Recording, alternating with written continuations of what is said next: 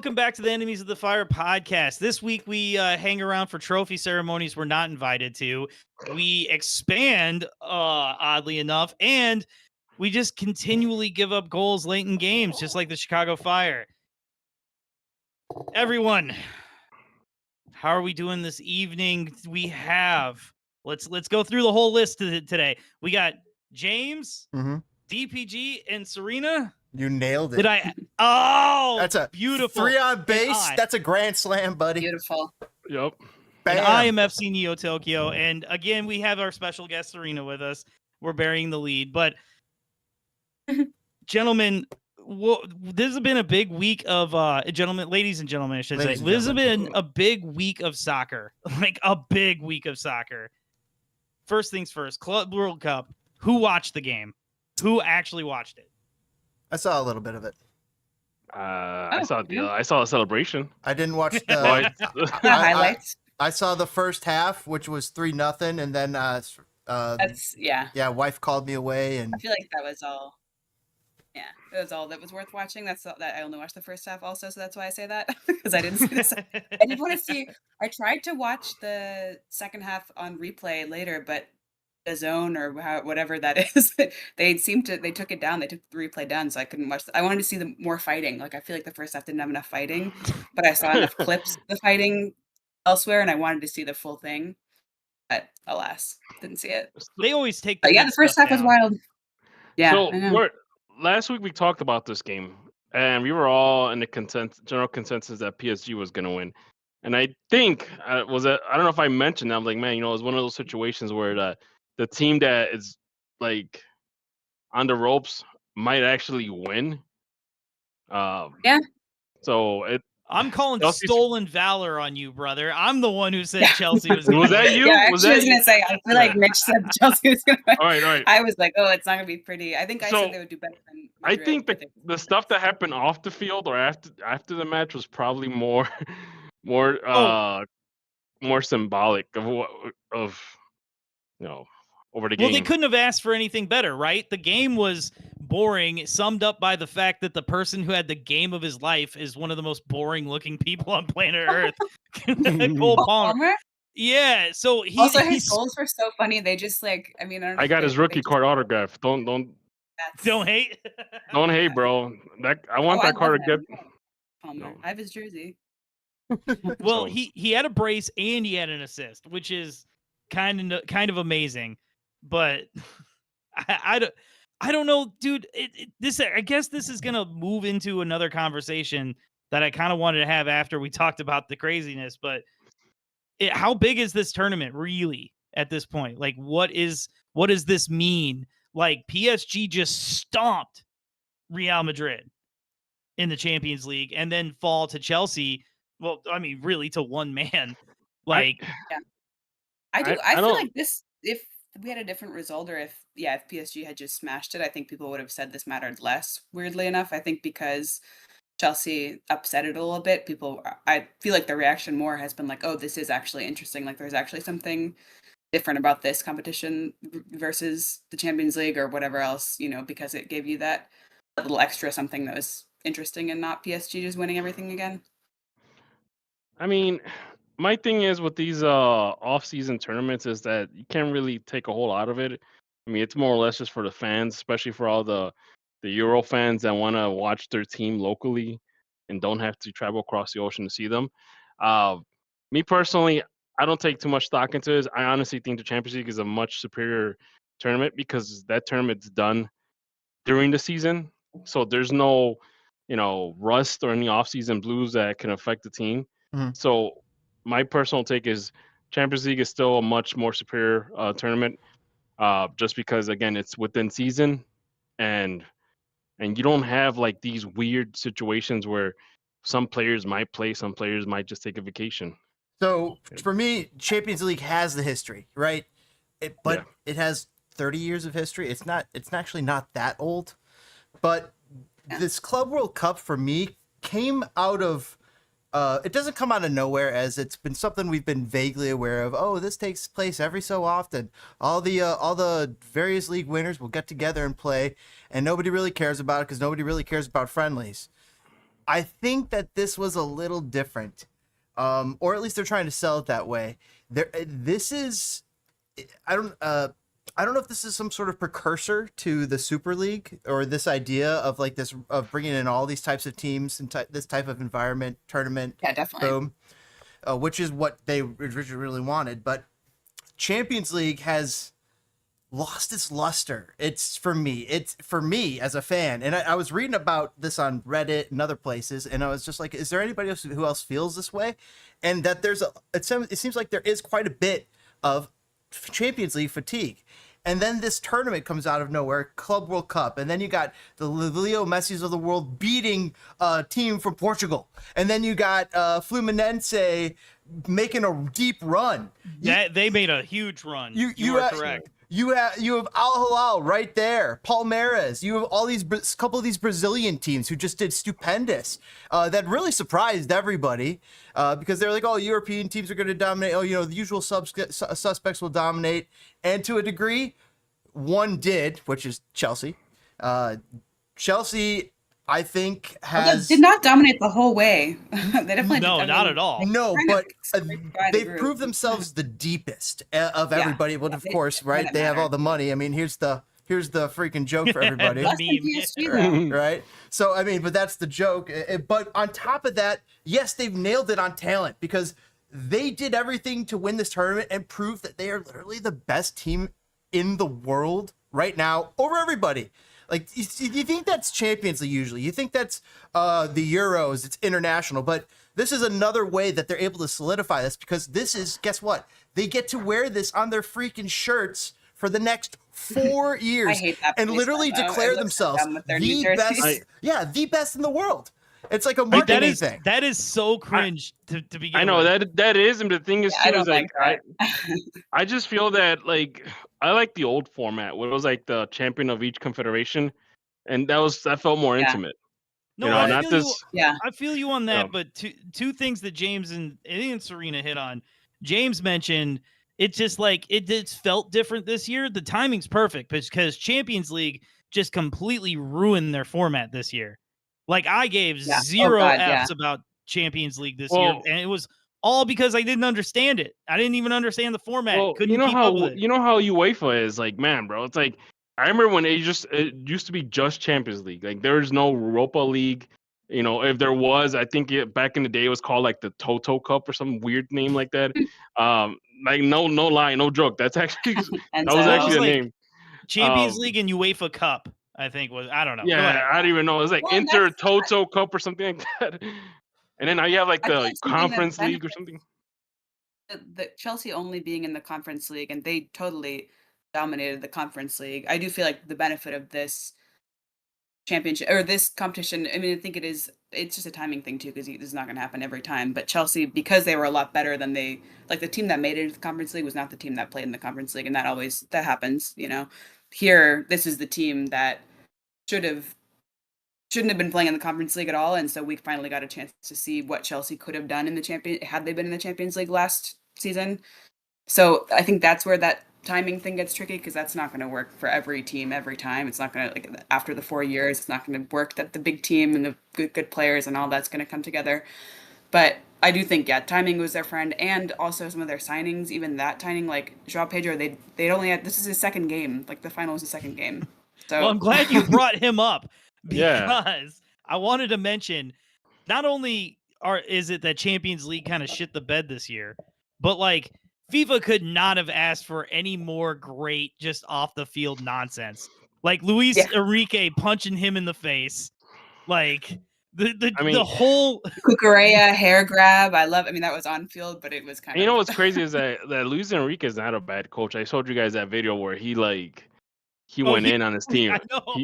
He freaking I think if I remember this correctly, he's like, hey, what's going on, guys? Like he goes around the circle, around the table, what's going on? And out of nowhere, he just gets pissed off and freaking throws all the water bottles on the floor. What is he like a Jose Mourinho? Over that. Like, what's up? Is he like a Jose Mourinho type? I think he's more hot-blooded.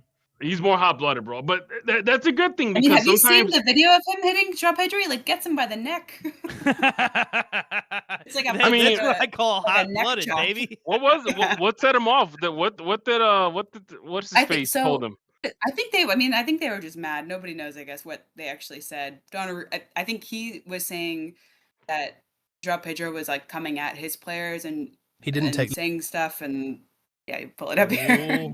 I like But, this is there's funny no because need to get involved. this is funny because there's a couple of guys over there changing jerseys and then this happening. Yeah. Yeah, they're just. I think he was just mad. I mean, and I would be frustrated too. I feel like with him, like, So yeah, where's he's a the good punch? coach. Obviously, coached the team well. I guess we don't have video of the punch. Oh, here it is. Okay. But there. He's in the gray. Yeah, you gotta. Oh my god! I mean, you hate to see kind of fighting, but like, come on, man. Why do people watch hockey, dude? Like, we love the nonsense of sport, right? What the fuck just happened here? Who hates to see fighting? So that's was the coach. Was Slonina there? That man pushed you down. Well, I think I just think it's funny he's in he the so clearly is just pissed. Oh that they wow, lost he's giving him jabs. He is. I mean, it didn't really do much damage. You know what? He is. I see it now. Jabs. So it looks like the one of the players got into it with one of his players. He tries to separate him, and the other guy just kind of slaps his hands out, and that started a whole chain reaction. All right, so let's follow him right here. He's right here. Okay, watch it. Right there. Look. That's coach. So look, he's on a mission. Yeah, did you see they're that? already yeah, they're already arguing. They're already fighting even before he got there. There he is. And he tries to play off like, hey, Again, that's players. Why is he walking in there? Like, that's not where he needs to be. Enters the frame. Okay.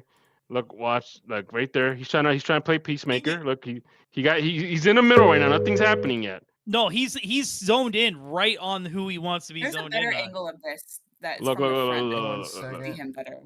Look, he's trying to block it off, and then bow. So funny. God. It is. It just it. Oh man. How do you got that much bad blood for the Club World Cup? Look, man. You're talking because they were exposed. You're talking I think to it's like really. I mean, like. This is like a Spain legend, You're talking to a guy that used to like run the Barcelona midfield. You just can't take that kind. If you're used to your team winning, you're used to your team like crushing other teams with the same sort of strategy, the same like super pressing and funky kickoff gimmick thing, and that has worked all season. And then it just doesn't work, and the other team suddenly you're getting crushed, and you can't even score one goal. I think you just get frustrated. I mean. It's embarrassing. And it's crazy. It's crazy because Chelsea players are like high-fiving him, and he's all like acknowledging them, and then I don't know what this happens. It's pretty wild.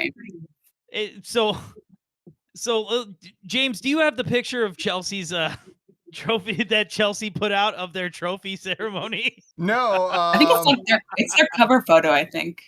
He doesn't want to put it. No, it's the photoshopped version. Is their cover. Yeah, there you go.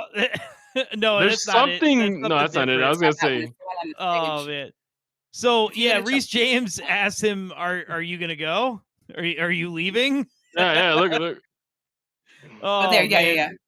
So wait, where's that? We gotta go to the Chelsea page. We gotta go to the. Yeah, go to you gotta go to the Chelsea page. So I said this before we went live, but like, just because it's not a Muslim dominant country doesn't mean it's not sports washing. Oh dude. Man, where is it at? Oh, there you go. There we go, right there. No, that's not the picture. That's not the picture you guys were talking about. Oh man. Hold on. God. I think if you go to their No. I'm looking for it. I know. I remember. They completely. They airbrushed him out, which I'm gonna tell you this. I think was the right play just for the aesthetics. Because honestly, definitely. He looked. It's like that picture when Drake is at like reviewing film with some team, and they're like, they think he's on the team.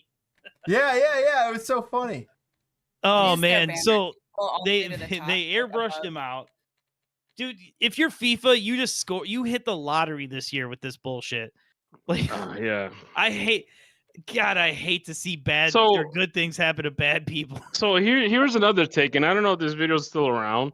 Someone actually recorded a video where one of the Chelsea players was waiting for his medal, and like I guess somebody asked him something. Someone asked President Trump something, and he pockets the medal for like 2 minutes. He pockets the medal for like 2 minutes. For this. Yeah. No, that was 2021. I don't know. They probably pulled it down because so many people made memes. I've seen it. We gotta find it. We gotta find it. He's on a mission. Yeah, we gotta find this. He pockets the medal, and there it is, guys. Guys, I'm about to blow your mind, boys and girls. You don't see Trump in this photo? I see him. I'm about to blow your mind. Oh, you're right. He's behind. Yeah, he's in the back. He's right there. Oh, this was the. I can't zoom in. They actually got him to go to the back. Let's open image in a new tab. Oh God. Right. Just there we go. We're about to Where's Waldo? Oh, he's between the players. That's so funny. Oh man, that's a good Photoshop. Fuck it, yeah. Give that person a raise because the first Photoshop job wasn't as good. It was just all pixelated. Oh my gosh, that's hilarious. Oh my gosh. Oh, how horrific of a moment. Just how horrific. Is this horrific? What's he doing? No, we're coming back for this. We're coming back for this. All right. We'll come back. Listen, we're going to take a break. Help us get to 500 subscribers. Tell us what you think of everybody. And yeah, we got some fun stuff for the rest of the show until we talk the fire. Peace. Be right back.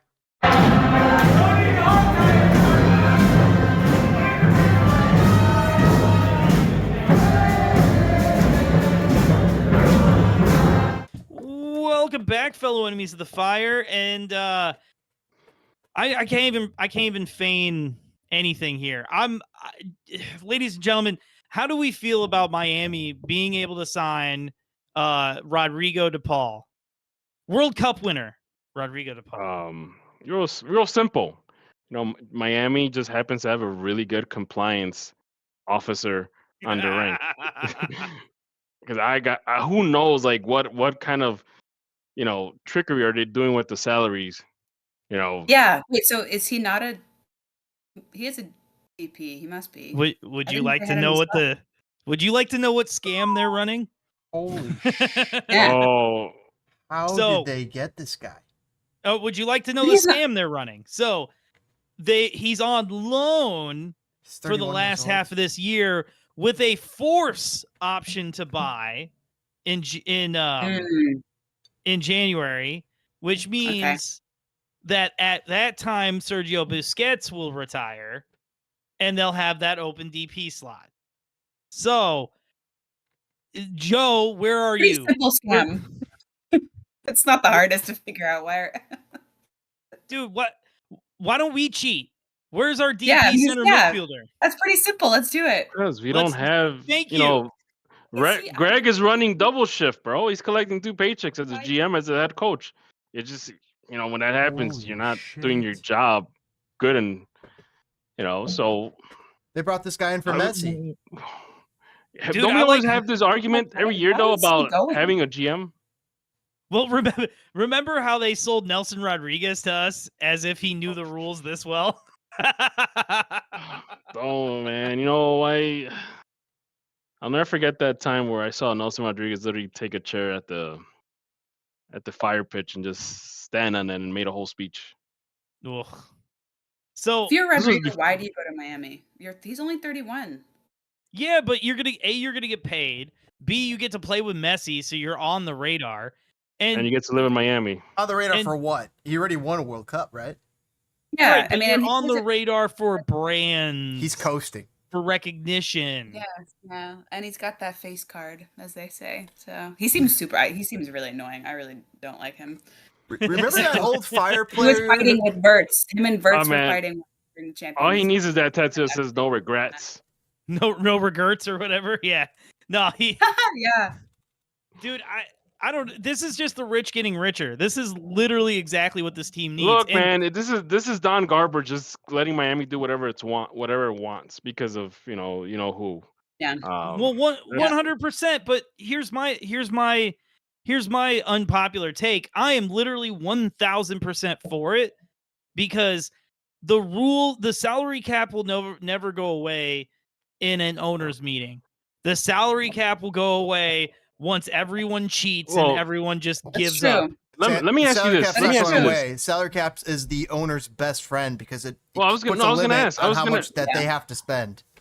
I was gonna ask, do you think Mansueto is like a salary cap guy, or do you think he's get that shit out of here and let's just?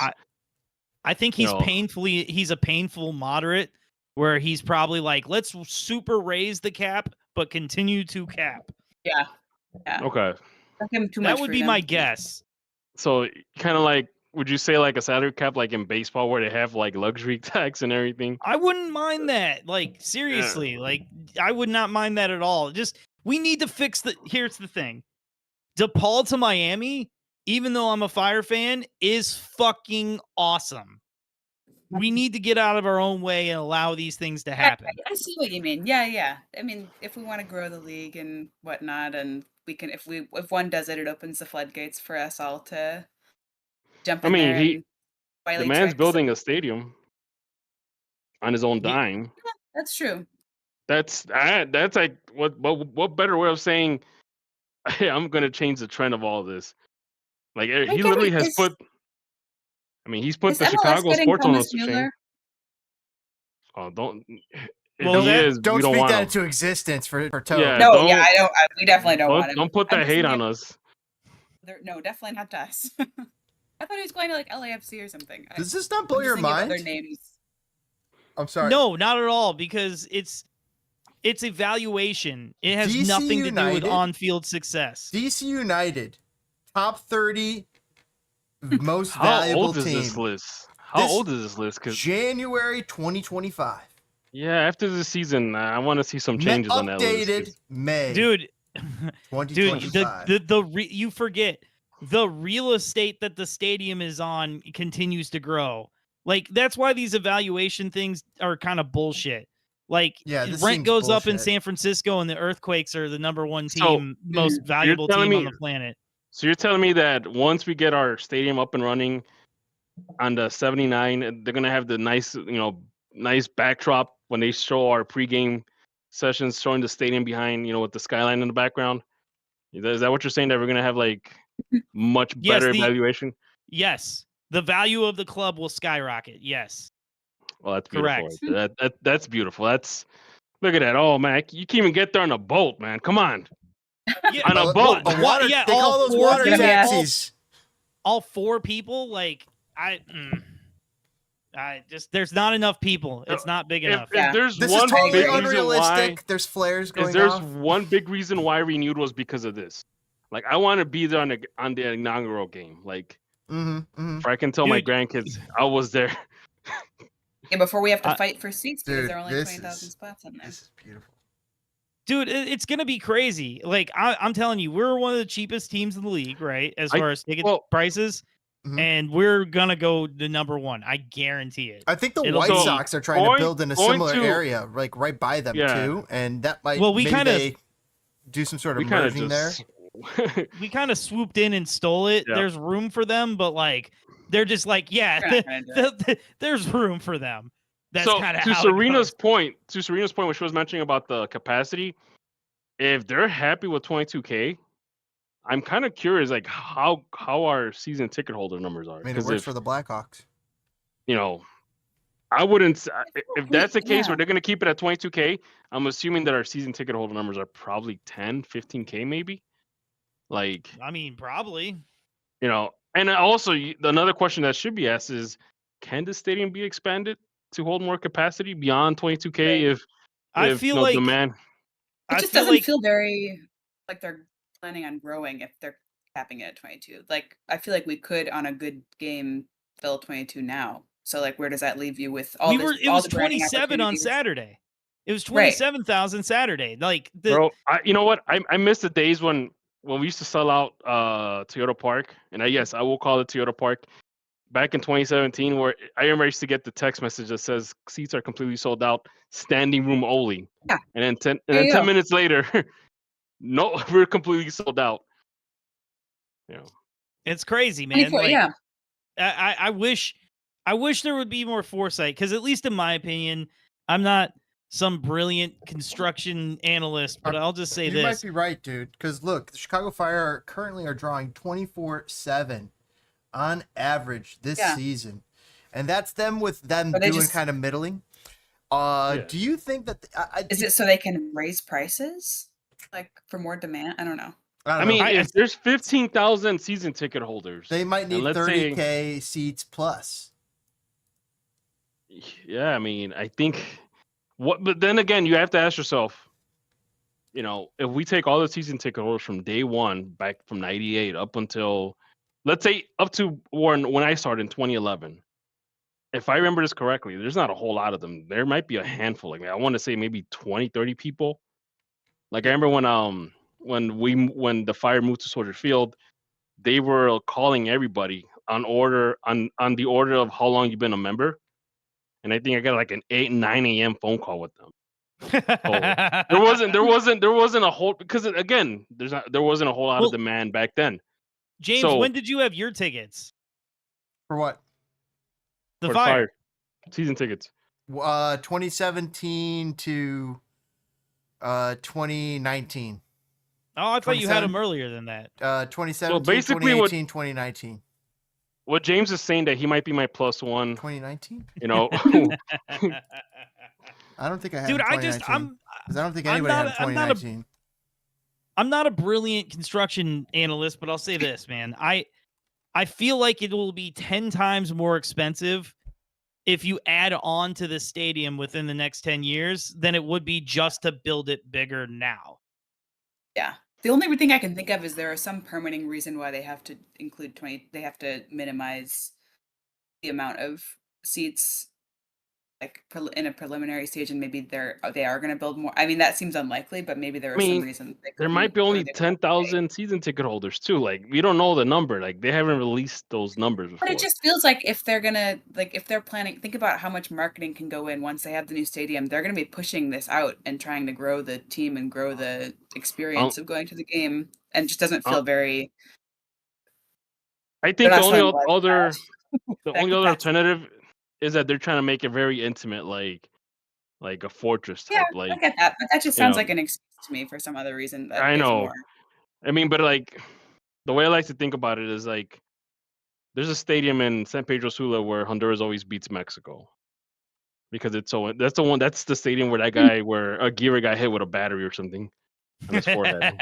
But like, the field is like not even like 5 or 10 feet away from the fan, so like, good luck to trying to stay focused on that kind of environment. I don't know. I'm just saying it's not that one. It's, it's the other one. I feel like the big argument about the atmosphere is people who watch it on TV. James, type in San Pedro Sula, and I'll go ahead and spell out the next part. SULA, and then space MORAZAN, and then put stadium, and then space, and then stadium. That's the other one. Oh yeah. Oh, looks God. Like Young Boys or something. Yeah, you're right on top of. Yeah, everyone is on top of you in that stadium. Yeah. Look at that. Well, I mean, it's an atmosphere, but like, like, how many people live in Honduras? How many people live around that stadium? Look at those. Look at those mountains. It actually looks a lot like Buda Glimt.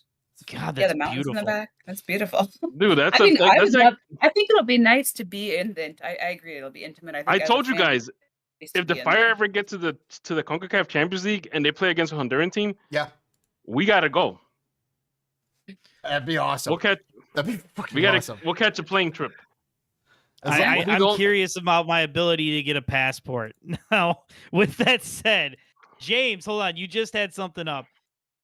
So we're talking about OG Fire stuff. We're talking about Fire stuff. Yeah. We did not get an OG jersey. Rude. So rude.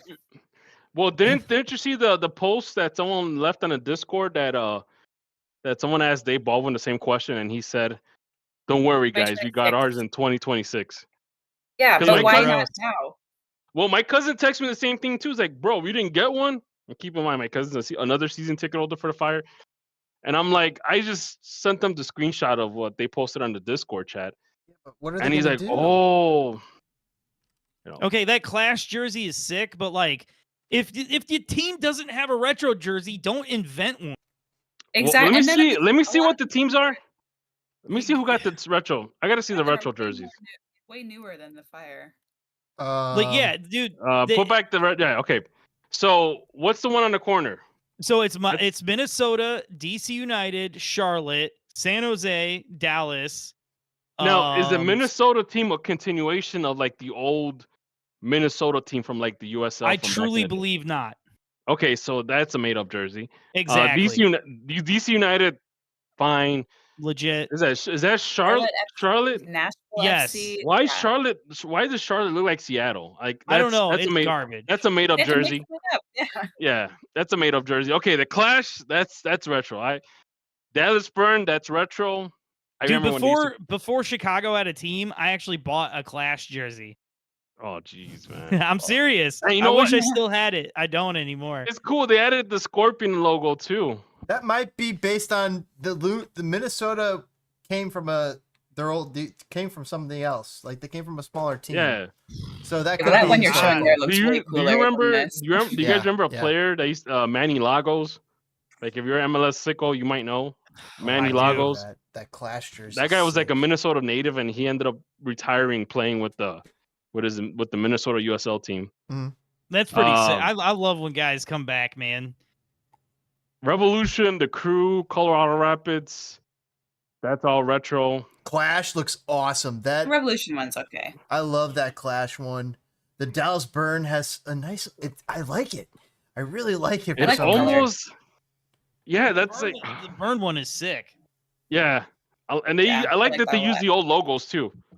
Agreed. Yeah. The Revolution though, where's the old logo? Not there. True. Is there? Where is the logo? Is there no logo on there? They got the old Crew logo.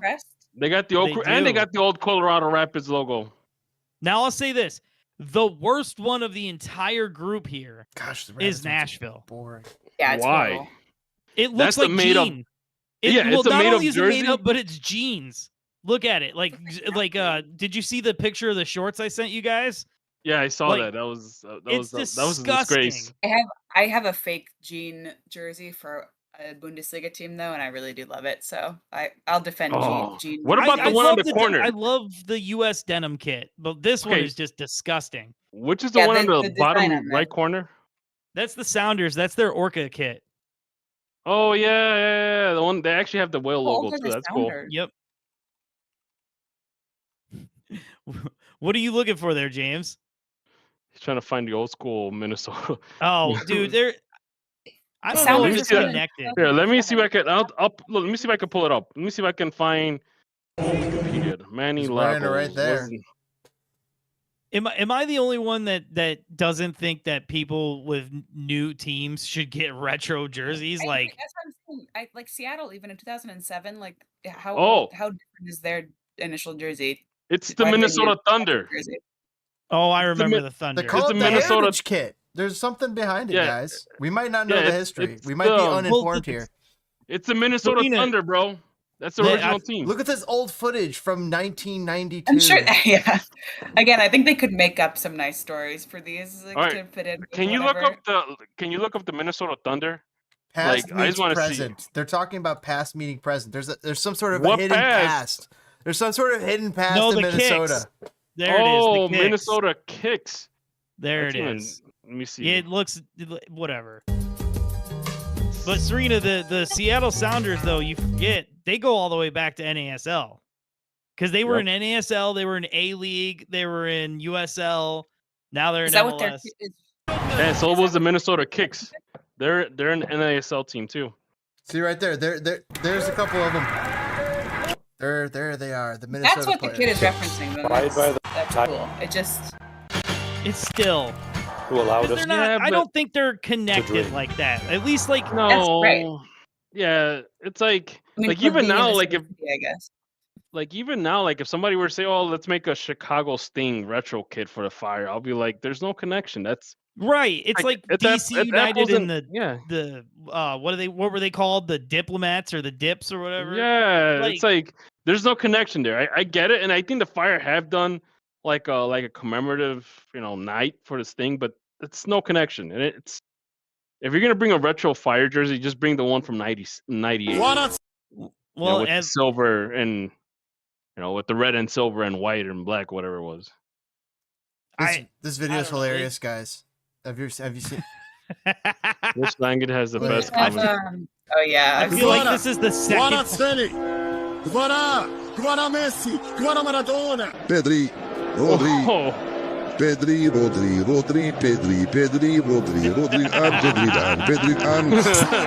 Someone hates the tiki taka.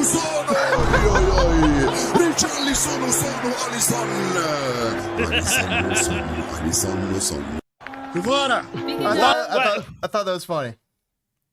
Speaking of Messi, in What's Miami, up? just going back, I just saw that they lost 3-0. Their shutout at Cincinnati. I didn't see Who that. were? What? Miami. Oh man. 3-0 loss just now. Just speaking of disappointments, MVP and Messi and Messi going off. Messi leading up to this game has had 5 straight games of 2 goals a game. Not today. Like, And guess who scored the goals in Cincinnati?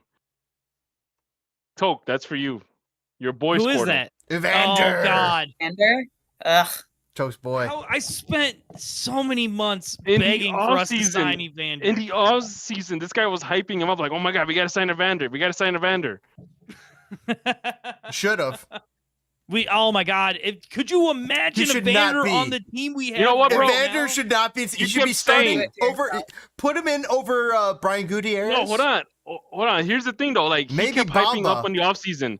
Let's sign Evander. And I'm like, why are we gonna sign Evander when we got Kuipers? I sound like that English man, that English owner when someone told him that we should sign Zidane. why do we need Zidane? We've got When we Dale Robertson. yeah. Oh, here I'm gonna find that. I'm gonna find that quote. That was. Oh man! And James so badly wants me to edit in the boy clip. The what clip? You got edited out. No, the Soldier Boy clip. Oh my God. Okay. But Oh, So- here it goes. all right, we're moving on. new kids on the block What? here. Why do we need Zidane when we have Tim Sherwood? At home. Welcome And to that the was when Portland the- Fire. Oh Jesus. We have Chicago Fire at home. When we have Chicago Fire. You got- Toke's pissed about this. No, I'm not pissed. I was laughing. They You stole were our whole right in vibe. Dick Durbin. You told me. What's the Wait, is what's this the supposed to be like a connection? rose? Also, that fire. that fire is looks kinda really cool. weird. Isn't it like a? It is a rose. Is it a flower? Yeah, It's that a is- rose? It is Yeah. because it's Yeah. the Good Rose call. City. Good read. But I gotta ask, what's the connection with Oh. fire though? Because I thought Portland was all about forest trees and roses and I guess like trees catch on fire. yeah, yeah, exactly. Wildfire. Banter It buddies. seems like bad vibes. Yeah. Mansueto sues. Oh man. No, That was nice no, to- we're not going to devolve into internet Oh, garbage. nice. We're Nice to not see going the to devolve banter. into internet stuff. Nice to see the banter buddies making an appearance. Yeah, well, welcome. So I don't know, guys. It was their it is previous what it name is. in 2000 to 2002. What? They were already them, but they were already this before? Really? Yeah, Well, let's whoops. see. You know what? I'm not going to pretend like I watched the WNBA. I much. have. Caitlin either. Clark raises all ships. She's a fucking phenomenon. She's That's- fucking. I know. Clearly, it shows she's that they're bringing fucking up fun franchises to too. watch. She dominates like on a whole nother level. I don't watch every game or anything, but like I've tuned into like a handful of games. My little brother, he texts the group. He's like, "Hey guys, Caitlin's on," and we're like, "We'll check it out if we can." But when I do watch, it's better than the Savannah baseball, Oh, the Savannah Bananas. the Savannah Bananas, which is Bananas. actually a lot of fun too. Is that a high bar? Savannah Banana. That is the height of entertainment, right? Is Savannah Bananas apparently? Did No, you guys, did anybody watch this swing off yesterday? The All-Star game swing off? That No, was pretty but entertaining. everybody did. My buddies actually set their fantasy football draft to it. They all took a batter. And Oh Jesus! That's for whoever had Aranda. I saw that coming. I was like, what? Anyway, different sport. I just kept getting notifications on my love phone, talking different sports. talking about the All-Star game. Speaking of talking different sports, I want to talk about this real quick. This happened tonight, literally. World Series of Poker. Hold on. James was all about this. I want everyone to know that I was confused. He was slamming the group chat about this. World Series of Poker, my man. So World Series of Poker, it's the main event. You've seen a lot of people who play poker. They'll have watched a lot of the episodes of World Series of Poker main event on ESPN over the years. And this guy, Mike Mizrachi, the grinder, was in it at the final table. And so like he's got this crazy setup where he just won the Players Poker Championship. He won a bracelet earlier this year, his 7th, like last month at the World Series. And basically, if he won this, it would have been. It's like the most insane year for a gambler of all time. What he did was like the odds were just, they were never there. He did it against a field of 9,000 plus. It's crazy. But this is some poker pros, Daniel Negreanu and Phil Hellmuth, talking about whether or not this guy should get admitted to the Hall of Fame before he won it all. This is crazy. I've got D-Negs with me. Did you ever watch Poker After Dark back in the day? All the time. So we all I used to watch that agree sometimes. Grinder I used to watch that sometimes. Right there, D-Negs and He should snap going to the Hall Phil of Fame. Hellmuth. And Daniel and I are Basically, these guys say that they're talking. All the poker Hall of Famers are saying like, if this guy wins it all, we should just like snap call, bring this guy into the Hall of Fame.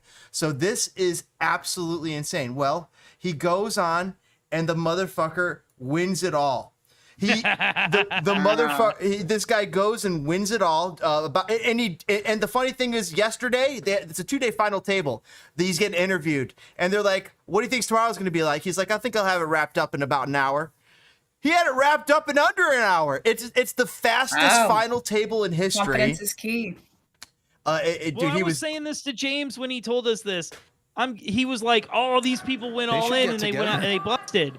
I guess like in a competition like this where you're not actually losing all of that money, like going all in early is probably the highest. This is his winning hand. Play. This is his winning hand right here. Oh. This is crazy. So Wozniak. You got a 10 and a 3. So by the way, Mizrachi. Yes. So this is him. He's up Looks 5. Very different. He's up 400 big blinds. So that's like he's got 400 bets. The other guy's got like 50. And that's where the situation. He's been just going up and up. I need to see the cards. I need to see the cards. Oh, yeah, you got an 8. A flush. Oh, so Wozniak spikes the 2 pair. While Woz finds top. And then Mizrachi with the flush draw. Ooh, Nick.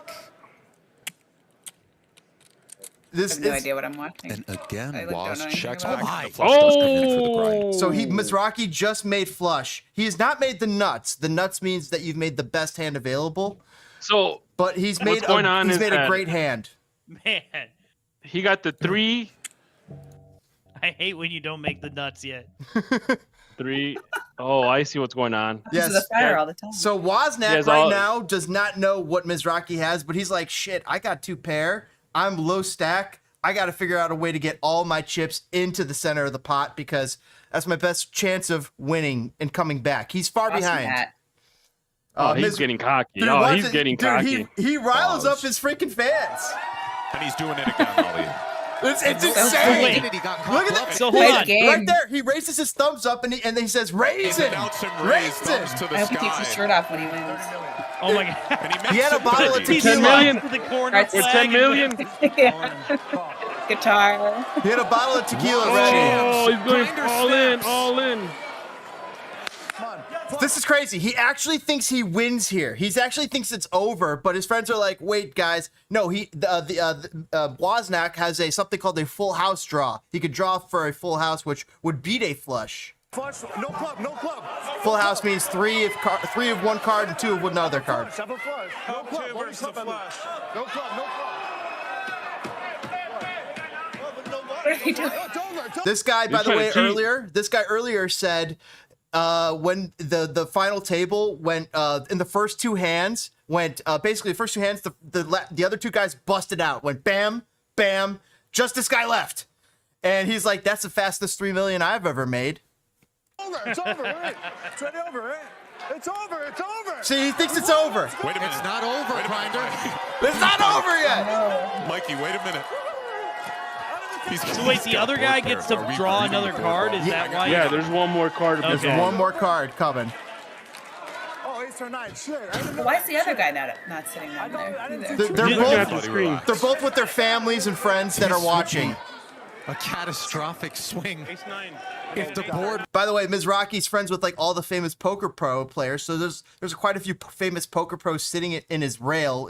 That's like his audience. Were to pair the ace or the nine here and get James, Wozniak the double. shit you watch, man. No ace or nine, no ace or nine. Hey man, this is coming from a guy that used to watch poker after dark, bro. So wait, what is the That's holdup? all it Why would don't they take. just peel the Band-Aid off now? Oh! Well, I'm glad that happened. Otherwise Yeah, that basically. would've been So what's really cool. This guy, by the way, makes like $6 million. Wozniak, the second place guy, he made $6 million there. Hey, you still walk away with a chunk of change, so I mean. So this is where it gets really cool. You hear this year. All right, so this is where it gets really And you cool. have earned it. It is filled So with they're giving him Look at this that gaudy bracelet. watch. 256 Oh, it's a diamonds. bracelet. That's $10 million in cash in front of him, and they're giving him this bracelet that's like a fancy, amazing bracelet. And this is the key part like the that's green coming jacket, up. like the green jacket in NFL. I've never seen this in the history of sports, what they're about to do. This is amazing what they do here. That bracelet right to that. Do you want to double it and give it to the next person? Is here and it's Oh, that's cool, man. He's stunned. He's stunned. With $10 million. I'd be stunned too. 10 million on the table in front of me. And that thing's worth like $250. Oh, They just told him the value of it. They said there's like 400 diamonds in here. There's 300. There's X amount of carats of gold. that's life-changing money, boys. We have one more. This is where it gets crazy, though. Listen to this. Jack Effel. We have one more special presentation for this man. Oh, that's right, Jeff. We have one more thing to do. Okay, well, I guess we need to bring up a few people to help us, right? Okay. So let's bring up those guys. I see some superstars. I think we that got are a out couple of here. guys that want to come up here and join us. Okay, sounds good. See if we can get these Wait, guys are up they here. going to jump him and steal his money? Is that the special Yeah. surprise? It happens, dude. It happens in Vegas. Brian Rapp. You get security walking back here to your Oh, we vehicle. need some Surprise! guys. Danny World is here. Jen Harmon is here.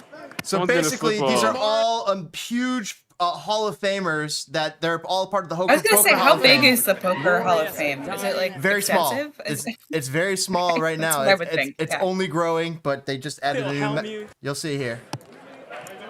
So Phil Hellmuth, he's won 17 bracelets, which means he's won the World Series of Poker events 17 times. He's won the main event once or twice. Thank you, Bill. He's a Poker Hall of Famer. So they Oh, they just literally, put him in the end. they They just put literally, him in? I like how he seems. He's Yeah. kind of just dozed out. I feel like he's lost. He's they insta induct him into the Hall of Fame. They snap induct him. Literally, he wins it all, and they're like, "All right, game over, guys. Make it happen." well, then he should just retire. There's nothing left to win. No, this guy's the grinder. That's his nickname. Listen, if you a professional gambler, I have a feeling you would start taking chances. You're never, yeah. You've done this phenomenal. This is a fucking battlefield promotion. Winning the main, winning the Players' Championship, and now the Hall of Fame. Thank you, guys. Thank you. I appreciate it. All right, congrats There to the it is. grinder. I All thought right, that so was crazy. question for everyone: what footballer, what MLS player, the second he's done, immediately gets put in the Hall of Fame like that? Who do we walk out to and hand Messi. a trophy to immediately? Messi, game over. I mean, if just for their work in MLS, but I'd Oh. also would agree with Messi. Okay. What about I the would cat also- from Philadelphia? That's not a good start. Well, what's the This is one a guy good that's been question. with He's them? a really talented guy. This is a That's good the question. guy that used to. They No, should no, have the done guy it that for used to Beckham. play- They should have just done it for The David guy that used to Beckham. play Just for the U.S. instant. men's national team. Oh, Bedoya. Yeah, there you go. Bedoya is a Bedoya. good shout. You're not wrong. That guy, I feel like that guy's been here for like 15 years, man. Alejandro Bedoya. Ooh, you know who that made. You know who that brought up in my brain? Graham Zusi.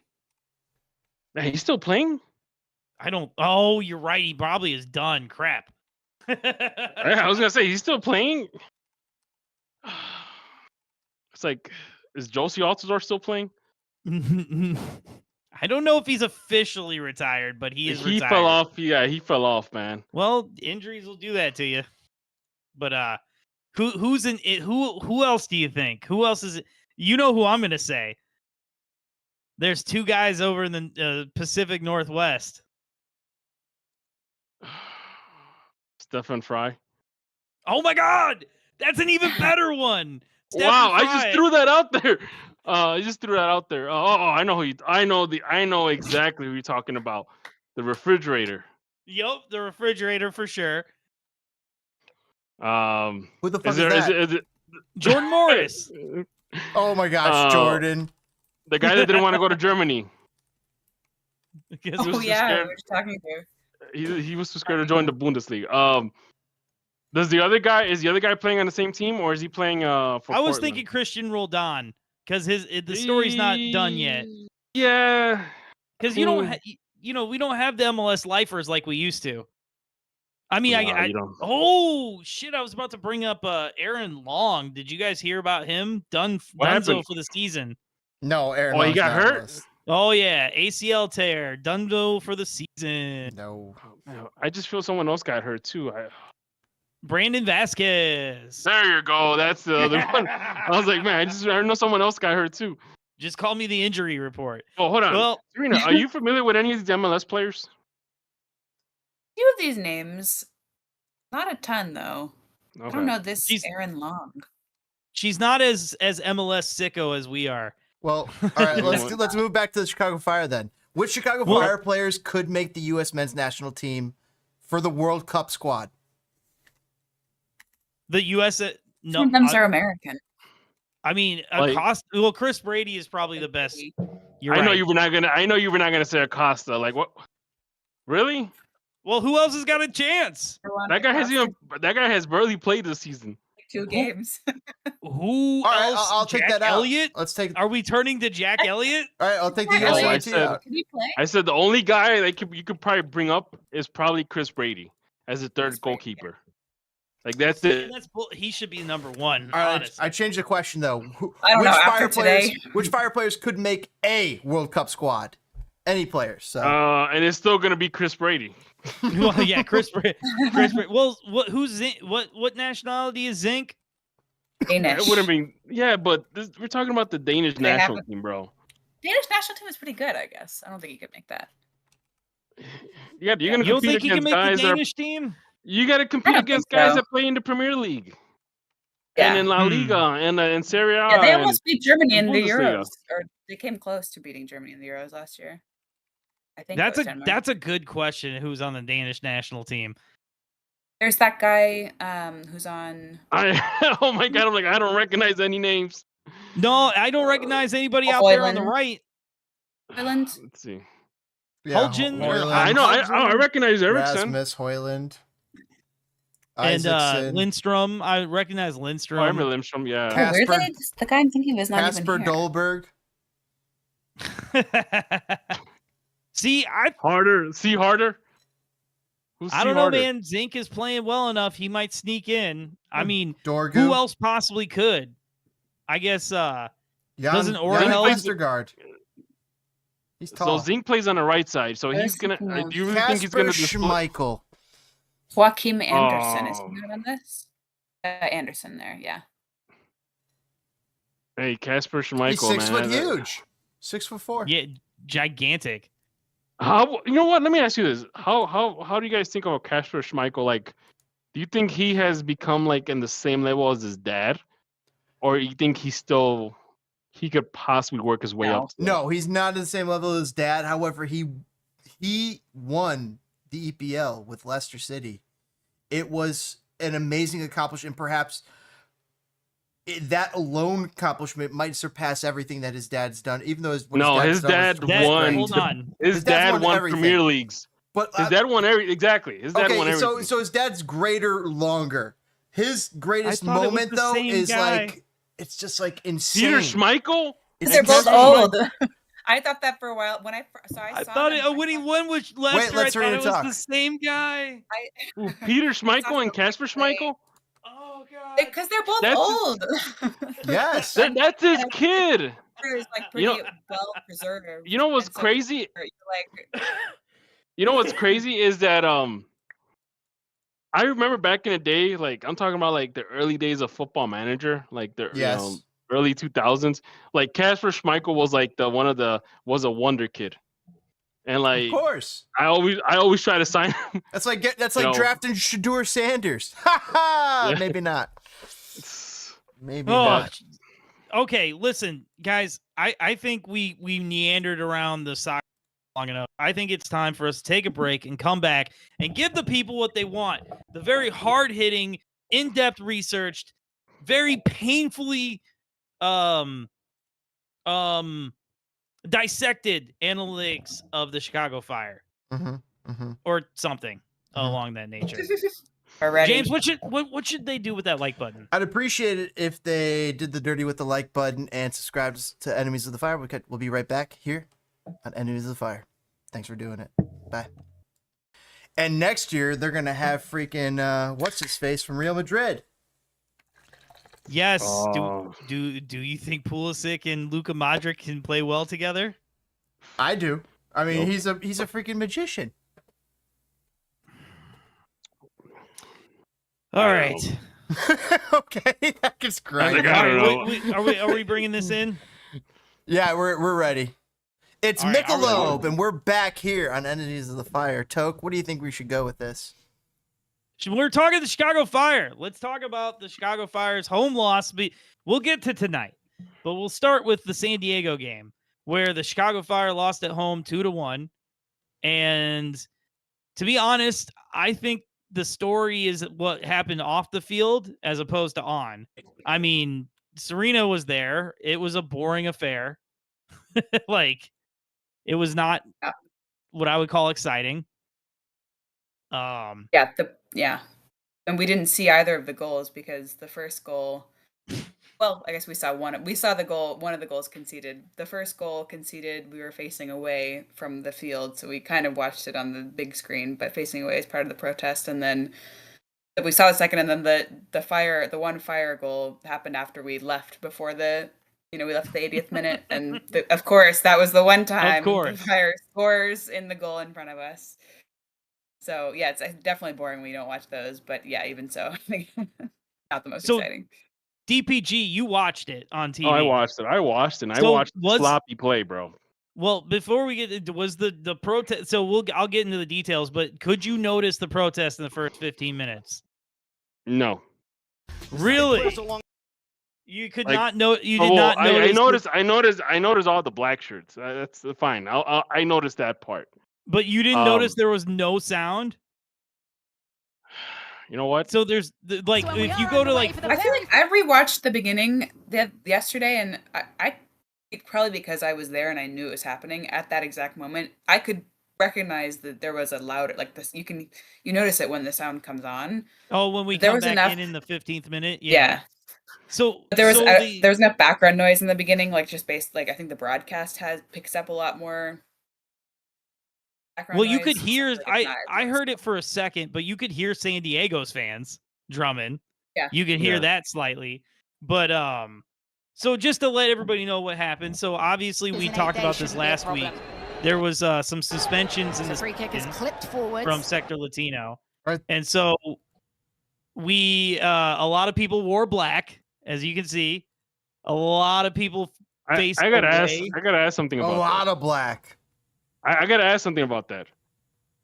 Did anyone show up with the retro black jersey for the Fire? With the baby blue? That's my favorite jersey that I have. I would have brought that. I would have said, okay. I thought I saw one. Oh, I didn't see it. I think I saw one. You know what's funny is Violet asked me, "Aren't you gonna wear your black Chicago Fire shirt?" And I was like, "No, we're protesting the team. I'm just gonna wear a black shirt."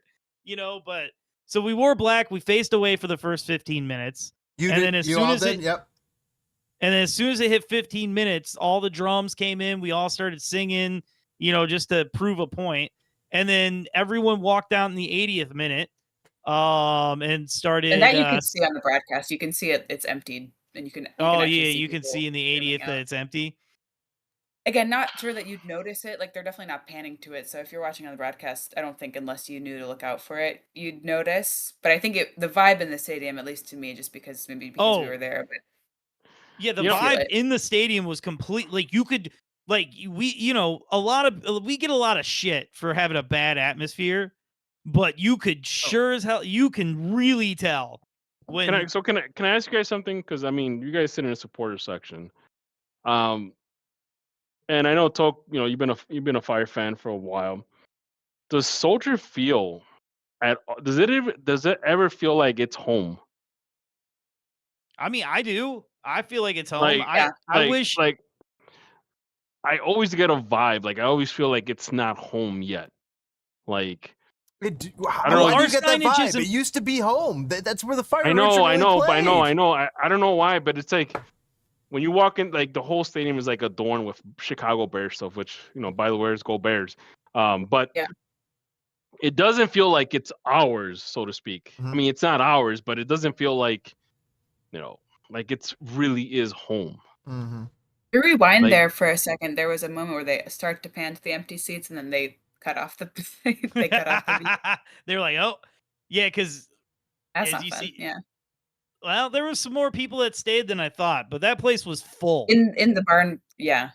The literal section was sold out for this game, and like it was pretty gosh dang full, man. And I want to talk about this guy. I do think the protest could have been more effective. I do think if they Number had 3. people there early with extra black shirts, because there were just some people that buy tickets in that section because it's cheap. they're cheap and they're available. Yeah.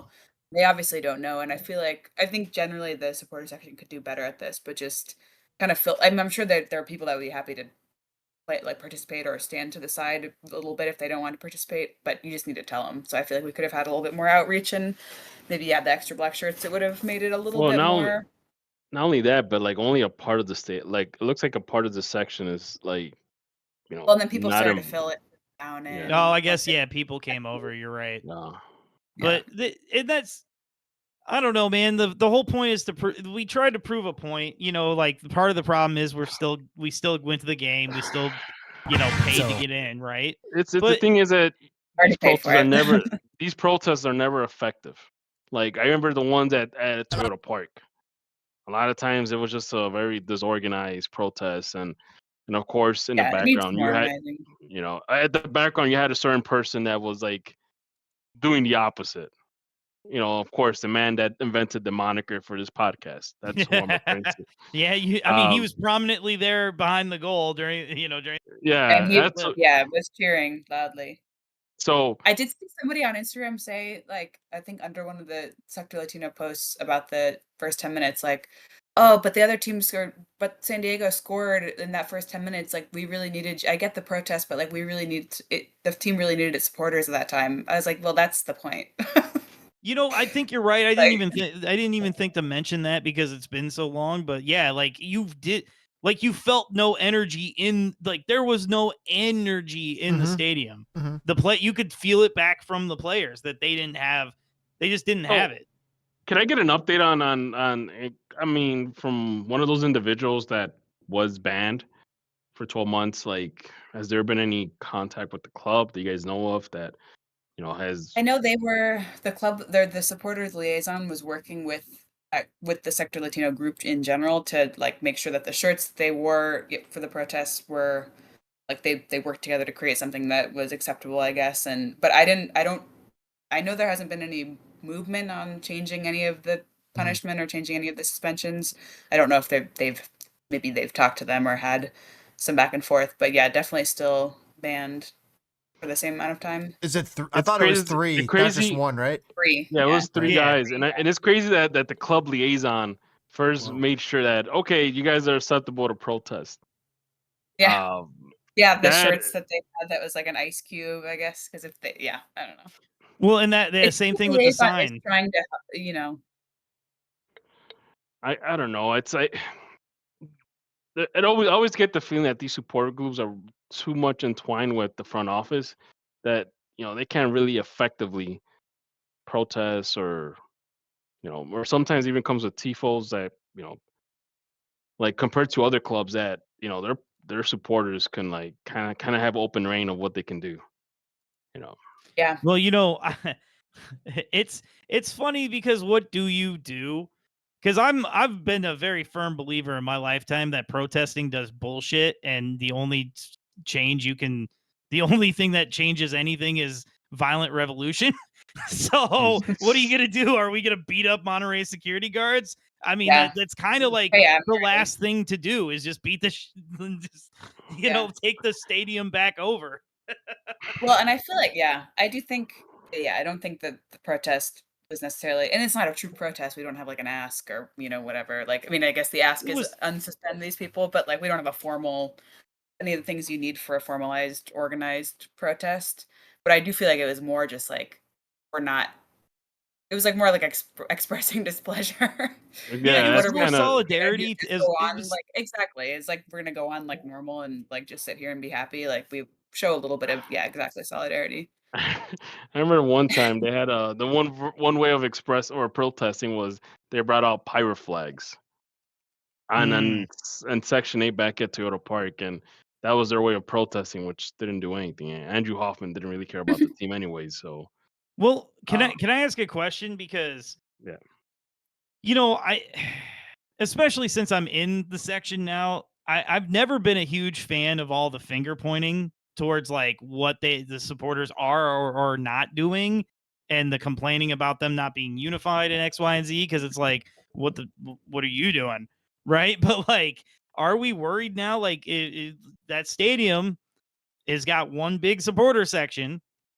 I kind of wish we would go back to like having them separated. I felt like at Toyota Park / SeatGeek, it felt bigger having two songs sung from two different sides. You know what I mean? I don't know, man. Well, keep in mind, I mean, the supporter section on a new stadium, it looks like it's going to be standing room with the Mhm. poles, like some sort Oh, of yeah. like, what is it? Yeah. Man, if you missed fights in the section, welcome back, fights, man. I do think there'll be there'll be I do think just having us all in that area where they also still sell regular tickets does complicate things even further and kind of confuse things. So I do think even just having those supporters only stands, even if it's two different groups or multiple different groups in one, I still think it'll be better. I don't know, maybe I'm too Wait, hopeful. so what were you saying that the complications were from? Well, Just I'm that, I saying- mean, the way it is now. Oh, go ahead. No. That I was bringing up the fact that in the new stadium, there's already only one carved out area for support, and so let's not pretend that there hasn't been at least up and down relationship between the two major support factions. I think If they not have for to kind of. I think they're gonna have to entertainment. be forced to work together once this new stadium is up because, uh, you know, based on the renderings of the stadium, it looks like they might have the ability to do like the tifos that get wheeled up straight up in the air. Um, Not to mention, That'd it be looks cool. like they're even including flares now, which is a huge no-no at Soldier Field. I guess when you buy your own stadium, I guess you have a lot of say what you can do. Yeah.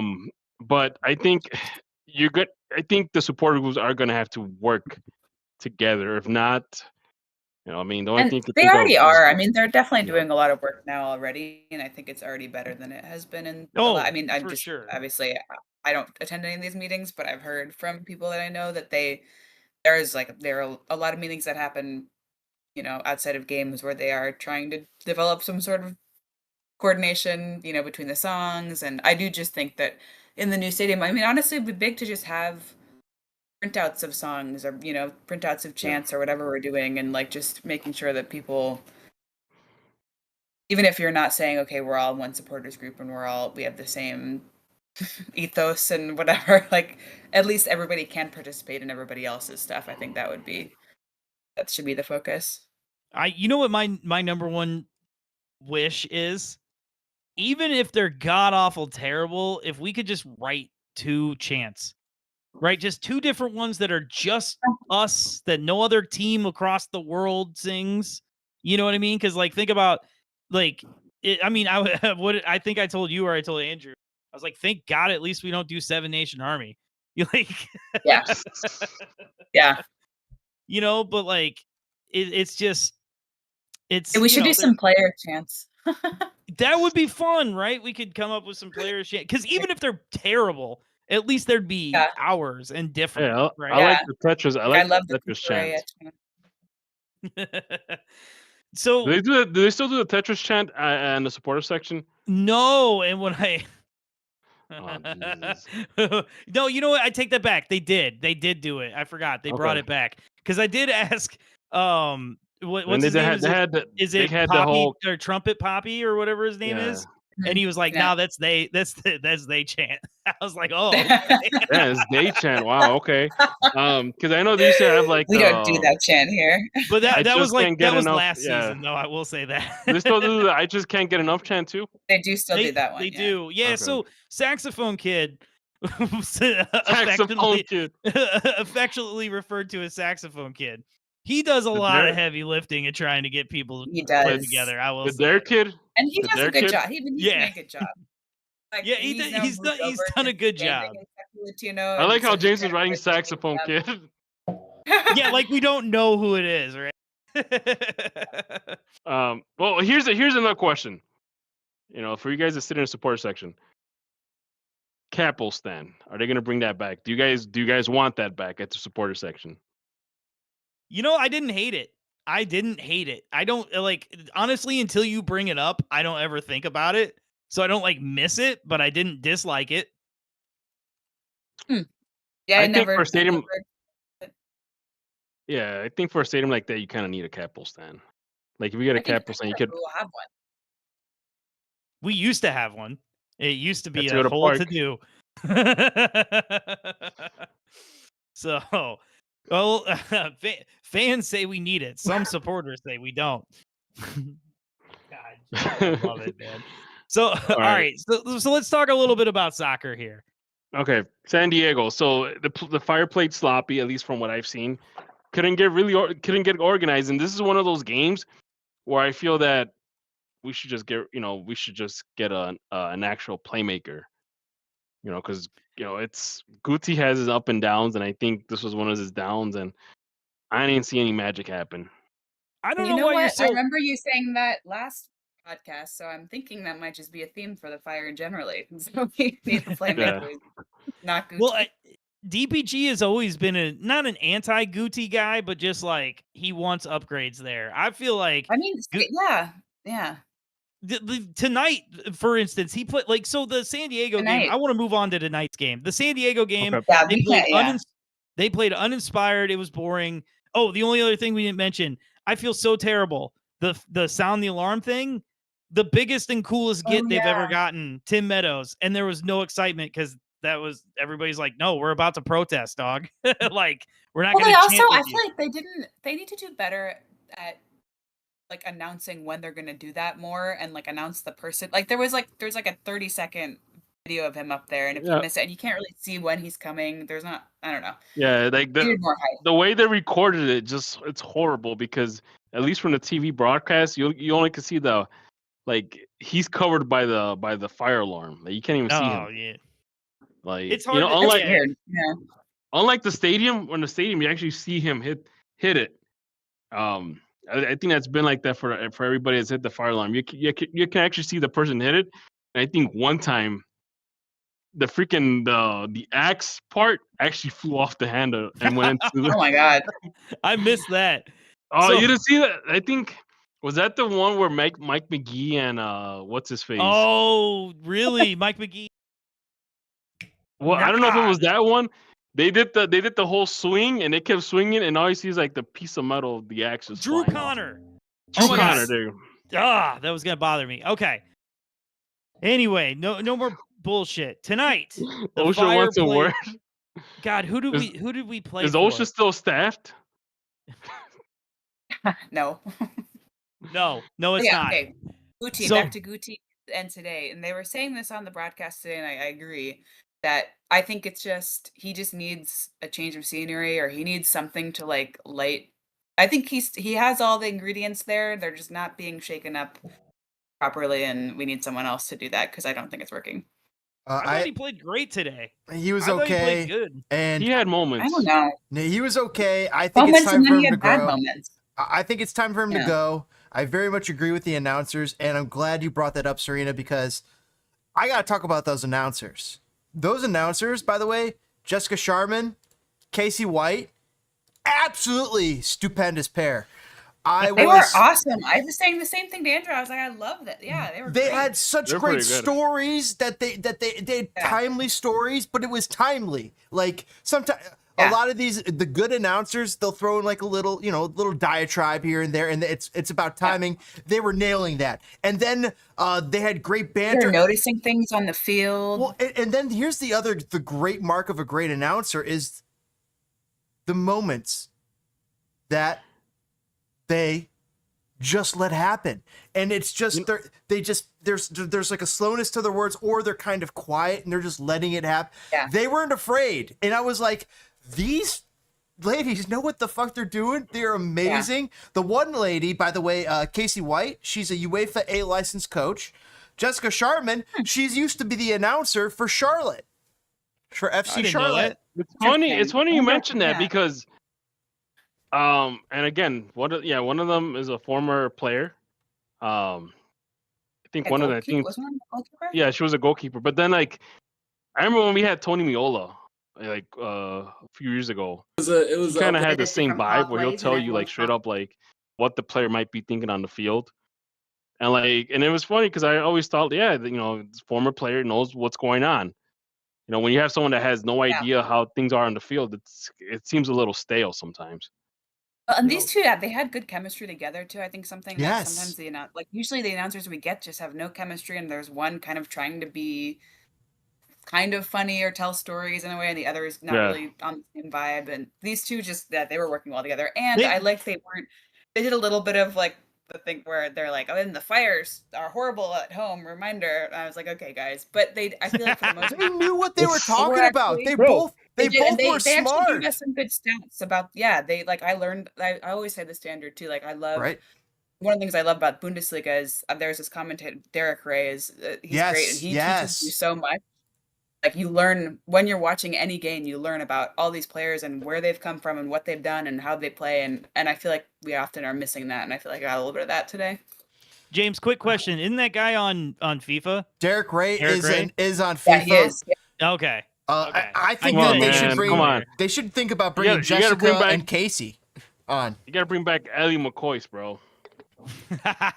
All right. So I wanted to mention one thing here since we're talking about the commentators.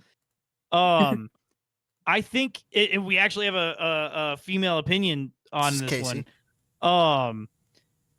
I didn't even notice, right? Like it's been women have integrated into the I'm glad play-by-play you said and the play-by-play and the what's the other word I'm searching for? Analyst side of football, soccer, to the point that like I think at a time I would have been like, wow, there's two ladies doing this game together. But like, I didn't even register. Like just was two announcers doing the game. I was in the same boat, dude. At 10 minutes in and all, that's when it hit me. I was like, oh, these are two female. That's what it hit me 10 minutes into the game. But it's like all of a sudden it's just like, oh, I don't hear a man on this broadcast. Like that's when it hit me. And then you're kind of used to hearing one woman, and then the two I was like, oh. Well, and I'm glad you say that too, Toke, because when I listen to the Blackhawks and Kaylee Chelios is on, who's the daughter of Chris Chelios, former Blackhawks legend. Well, Blackhawks legend. She is also just absolutely stupendous. Like just knowledgeable, smart, quick, just to the point, nails it, adds something to it. It's just awesome. So shout out to Kaylee Chelios and shout out to Casey White and Jessica Sharman, because I thought that these ladies are absolutely some of the best at what they do, because that stuff that they do is hard. It is. There's guys that can't do it. There's women. There's so many people that just can't do it. And sometimes you kind of hear it, and sometimes they stumble. Like Landon Donovan, he's kind of evolved. He's gotten better and better and better. He's gotten a lot better since his beginning. That beginning was rough a little bit, though. I'll say you guys for don't like sure. Marcelo Balboa? he did. I didn't realize he was doing like U.S. games in Spanish, dude. all the time. If you're really, I'm just hearing about if you this. ever have a chance, because I'd rather listen to the Spanish one. It's like, especially when it's USA versus Mexico, right? Most of those commentators, except for Balboa, they're all Mexican origin, and they always give him crap. Oh yeah, I can imagine. Oh my god! Like I remember a couple of years ago for the Nations League final against USA versus Mexico. That's the one with I forgot who was playing, but I remember Marcelo Balboa saying, "Oh yeah, this goal. I forgot who's the goalkeeper we all hate. Matt, what's his face? Matt Lamson. Matt, not Matt Lamson, dude. Matt Yeah, Lamson was Matt Turner. Matt Lamson's a Turner. cancer survivor. Get that out of your mouth, DPG. James, but it's like James. Matt Marcelo Lamson got into Balboa. some trouble recently. Oh Yeah, shit. he did. Marcelo Balboa was like, "Yeah, Matt Turner's gonna block it. That's what he's Brett known Favre for." kind of trouble, And then- or Deshaun Watson kind of trouble. We'll get back there. to that. We'll get there. And he goes, "Matt Turner's the kind of guy that he will block it, And then the Mexican commentator was like, "Yeah, and so and so is the guy that scores it." And guess what happened? Matt Turner blocked the penalty. But Dude, every Balboa time- is cool, but yeah, Balboa is cool. I like the fact that he does not stay quiet. He, he doesn't let like, oh yeah, it's Univision, so I have to, accommodate, So yeah.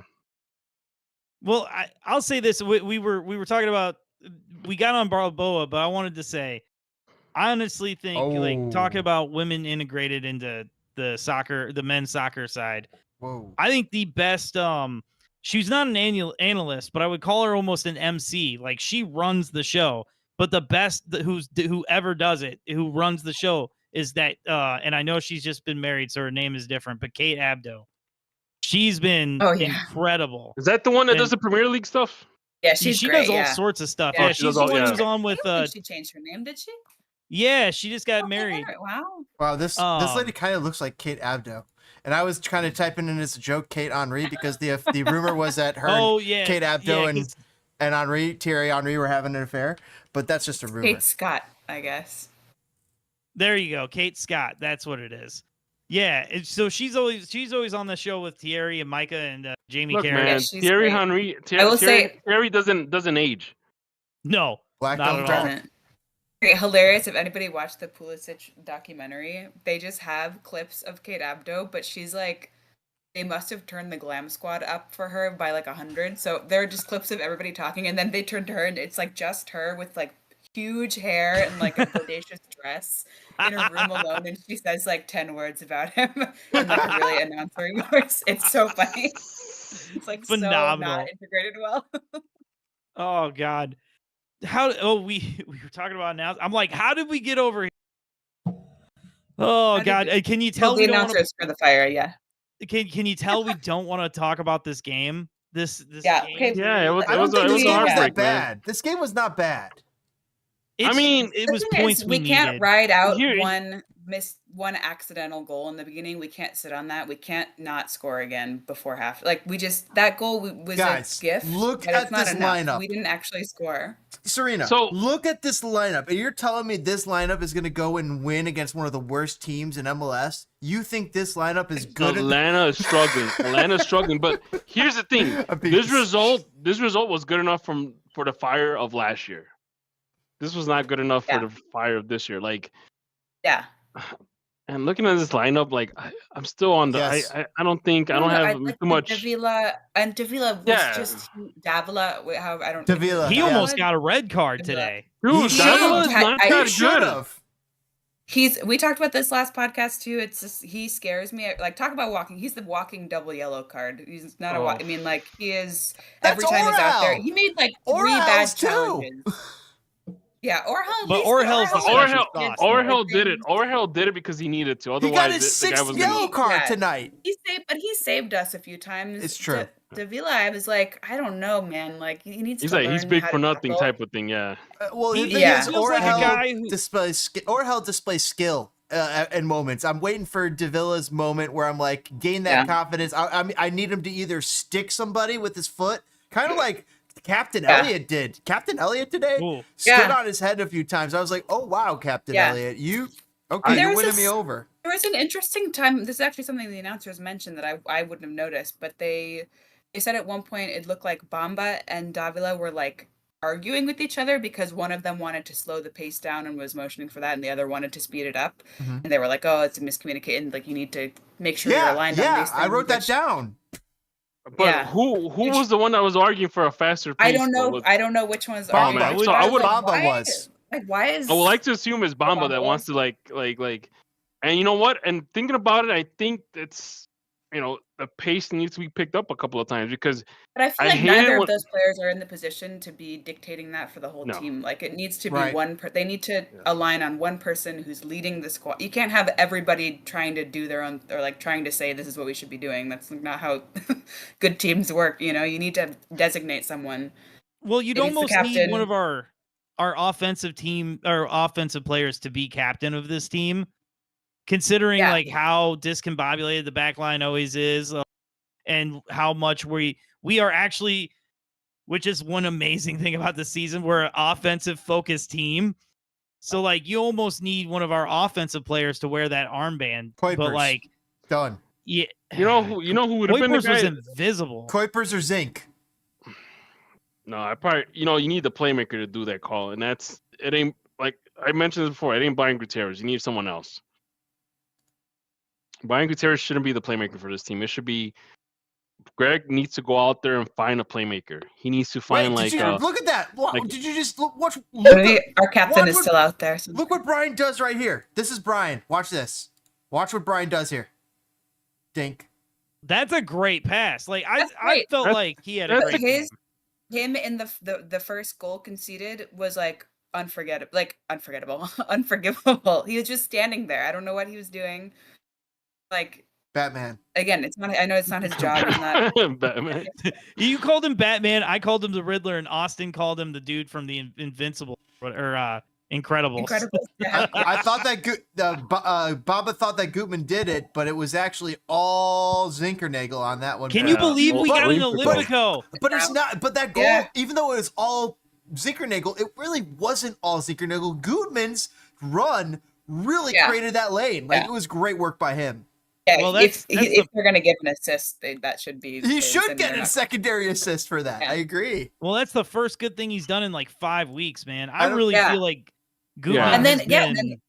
And then in the last goal conceded in the 90th minute, or whatever minute, 94th minute, the ball bounces off his chest basically onto the foot of the person who scored. So I was like, you just watching all this goodwill from the first goal. Yeah, Dude, Gutman is struggling, but like I feel like we're not struggling getting at defense. He's struggling at offense. He does not struggle. He's one of the better offensive players on the team. Gutman's trying to be like Barroso, basically. But the idea is to have both of them firing. Well, here's the thing about Barroso. I mean, and Gutman. Gutman's available. Yep. Yeah. What do you always say, James? What's the best ability? The best ability is availability. That's the best ability in sports. That's true. That's good. Yeah. It's availability. And you can't teach height. I want to say, I know we are running long. Like, Bamba, is anybody worried? Yes. I personally. People have been voicing their concerns. I've been like, no. I don't believe you. Bamba's fine. Tonight, I'm like, I'm a little worried about Bamba. Yeah, he didn't do anything. Although he didn't shank it over the goal.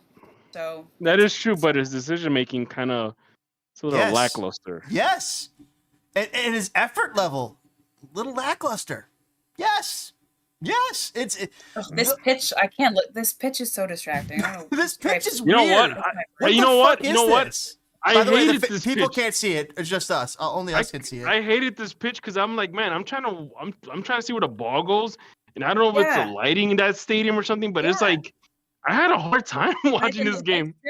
Yeah, me too. It's like hurting. The players had to have a hard time playing this game because there was times where I'm like, they didn't want to run. I was like, holy shit, they're is this turf? Like, there's like literally 6 Atlanta players like within 2 meters, 3 meters of a Fire player. They're just playing keep away, and I'm like, and they're not even making a move. I'm like, that turf must be really hard to run on because they're not even making a moment. They're not going to dash. They need to go to grass, man.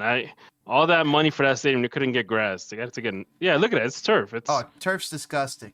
The thing, It's and like- the thing about the Fire today too is like I think maybe Atlanta. I've not seen a lot of Atlanta games this season, so I don't know if they always play like this. They were pressing us so high. I mean, then the Fire. Sorry. Where is he? Sorry, no, go on. That was my. The Fire did at some points. I feel like they were doing a good job of falling back into that defensive structure that you need to be in if you're going to get pressed every time you have the ball like that. But then, in the key moments where they needed to do that, they didn't do it. So, it's like better, but not good enough. I think that touches on. Hoipers. I was going to say this. I think. Damn. I honestly think Jay Davila is being played because the Fire paid $4 million for him. So like Greg is like to see what kind of committed. Yeah, trying to give him. They said that the announcers said that when somebody had asked Greg about that, he said that we just need to give him game time. But I think he needs reps. I do, because I think you know what his problem is more than anything. Right. What his problem more than anything is he has talent, he is decent, but like it's not all happy. Like you can almost see his body not doing what his mind wants fast enough, and he's mad. Like, why I should be killing MLS? You know what I mean? So let me tell you this. You know what? You are right. He does need his reps. You know what? But he needs to take that to Fire too. You can't send that guy to Fire 2. You gotta send him to Fire 2, bro. He'll boss everyone in Fire 2, and you learn nothing. He needs that confidence. He needs that confidence. Wait until we're winning and sub him in. Don't start. He needs that confidence. Don't start him when he could get a yellow early and then potentially get another yellow in the second half. I think he needs to be. Remember Glass. I agree with Serena and DPG because this guy's he's just, as you said, he's slower than his body. His head is not where his body needs to be. There's on top of that, he's overwhelmed. He's in a new city. He's in Chicago. He's in guys, this guy is coming from a smaller area. It's absolutely overwhelming. He needs a little bit of time. I agree. He could become something. I hope he certainly can. But you need to put him somewhere where he has the time to develop because it's not on an MLS pitch. Orahel is a different situation. That his mind is already there. His mind is firing faster than his body in ways where it's the opposite for Davila. Orahel was on the bench for the Fire for like 2 to 3 years, and I think he had a couple of stints in Fire 2. I'm not opposed to the idea of sending Davila to Fire 2. Like, look what we did with Glasgow. Like, we tried playing him a few times last year, and he wasn't there yet. And then this year, I'm surprised by Glasgow. This year, he's like a utility. He's like the Swiss Army knife. Yeah, I'm surprised by Glasgow. Why are we not playing him? There's better players. Haile Selassie is slightly better. No. He went to international duty. Yeah, but he's only back, for though. one of the weeks. He was back for the last 2 times. Yeah, he's back. Selassie. Nope. I said right before he subbed him in, or maybe it was when we were subbing him, and he works so well with the front line. I think he does a really good job. I feel like he does less well when he starts for some reason. Last year he lost me, Serena. Ooh, last year Selassie? I was one of the main rooters for him the year before. I was like, they got to sign this guy, keep him because I like what I'm seeing. He used to be like one of my favorites. And then like last year when they signed him, he just had kind of like a off year. It was just off. This year he's showing up. Underrated. Yeah. I mean, that's my opinion about the DJ and Bamba. I think once in 2 years, right, when we look back over their last 3 years with the club, we'll be like, wow, they were so important and they were great. Bamba's doing defensive work that Shaqiri never did. In 2 years, we're all going to be looking forward to sitting in a new stadium, bro. You sit. That could be fun. Me and Serena, we're the I'll be standing. And we don't get seats. We have that's to kind stand. of bullshit. That kind of seems like weird. How are you gonna eat your nachos? What are you gonna?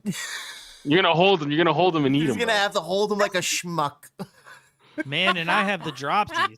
We get the pretzel. Yeah. That's right. Toke only gets pretzels. Oh do. yeah. The vegan. Come So- on, man. Eat some meat. Be a man. It's a Hey, you seen those videos? No. No, don't my- show. Toke's got videos to show you, DPG. Yeah. I don't want no those. I don't want to see no Listen, Cattle slaughterhouse. Decapitation No, isn't just man, a great come band. on. So, by the Anyway. way, so just as reiterate, Jessica Sharman. I didn't know which one was the British lady. That's Jessica Sharman. Yeah, that's me neither. Okay. Okay. And Casey White is the American who has a UEFA A license coach. Like, that's Not an easy awesome. task to get. That's sick. Man, and she's 2 years younger than me. What am I doing? What? Anyway, And you don't have a UEFA license? I know. What the hell am I doing with my life? Not even a Anyway. U.S. soccer one? Listen, Oh, wow, we gotta get out of here, guys. We gotta get out of here. So before we Alright. do, Saturday's game is against Montreal in Montreal. What do we think? They just How's your sold French? they just sold one of their best players, or no, I'm sorry. Somebody signed a player right from under them. Oh, What's I it thought called? you yeah, Impact. Charlotte sold Impact the their Montreal? American. Have we played Montreal this season yet? Yeah, we did at home and we tied. Oh, gross. No way, that was they're that was bad. the Brady red card, wasn't it? Yeah, I Oh. think so because Guys, we were on Yeah, a one run. draw. I type we in were on a Montreal run. Fire and I do not get the hits I want. That was the run that we had just beat in Vancouver.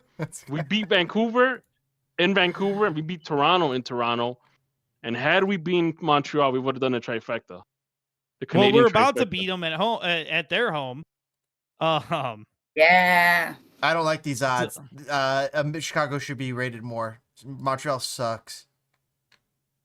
I mean, I We agree. lost. Montreal has kind of Yeah. annoying and blonde guy, right? Which what? Annoying blonde guy? His name was Montreal- Pierre. Oh, Piet. No. Piet. Oh, is it Piet? Oh yeah, yeah. The guy. That that's guy. not who she's talking about. That's not Piet. No. Hold on. I'm looking for Montreal. I'm looking for Montreal. in the Bernadeschi. standings.